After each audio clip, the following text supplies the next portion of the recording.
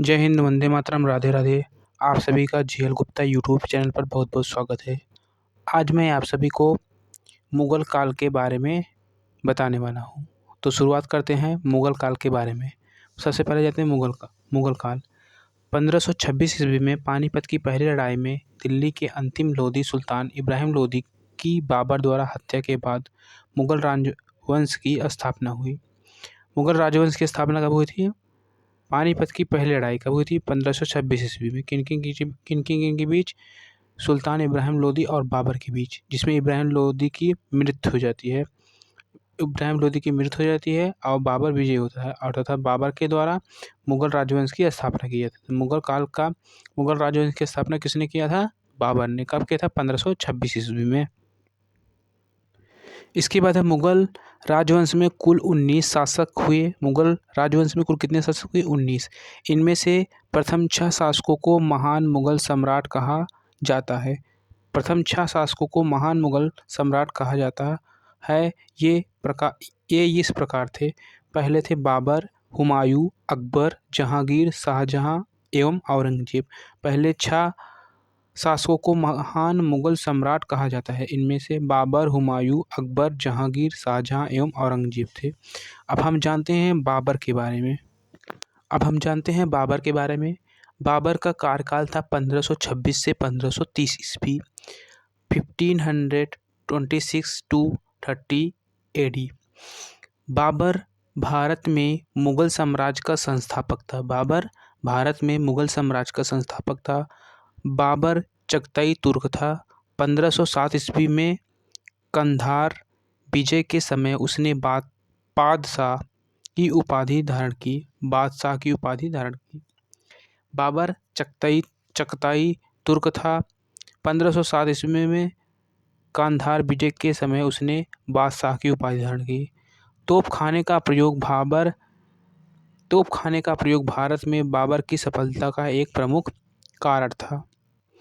बाबर ने भारत में 4 प्रमुख युद्ध लड़े। पहला पानीपत का प्रथम युद्ध, जो 21 अप्रैल 1526 ईस्वी में बाबर ने इब्राहिम लोदी को हराया। पानीपत का प्रथम युद्ध 21 अप्रैल 1526 ईस्वी में बाबर और इब्राहिम लोदी के बीच में हुआ था, जिसमें बाबर विजयी हुआ था।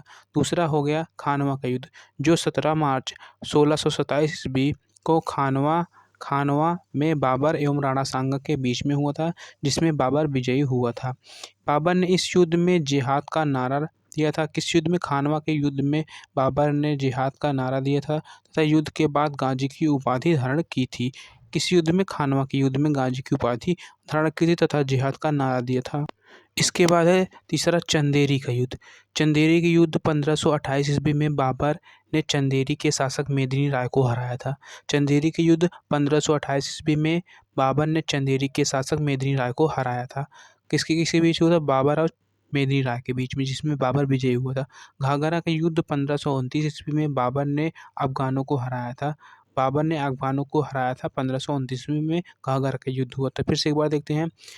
सबसे पहले 1526 में पानीपत का प्रथम युद्ध, फिर 1527 ईस्वी में खानवा का युद्ध, फिर उसके बाद 1528 में चंदेरी का युद्ध, फिर घाघरा का युद्ध 1529 में।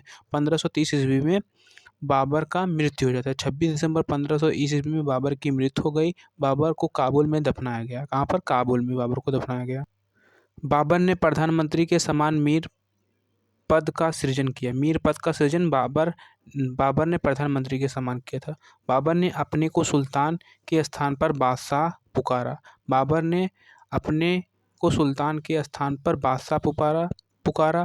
बाबर ने अपनी आत्मकथा बाबरनामा या तुजुक-ए-बाबरी लिखी, जो कि तुर्की भाषा में है। बाबर ने अपनी आत्मकथा किस भाषा में लिखी? तुर्की भाषा में।